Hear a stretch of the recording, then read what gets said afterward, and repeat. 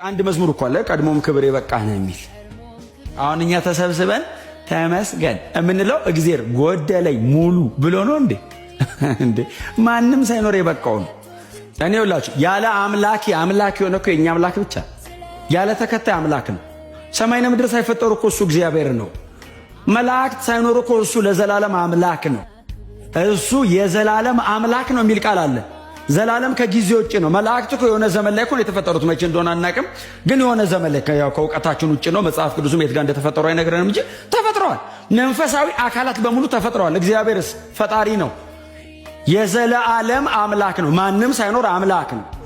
እንደዚህ በራሱ የሚኖር እኛ እግዚአብሔር ብቻ የሚጎሉ የለም።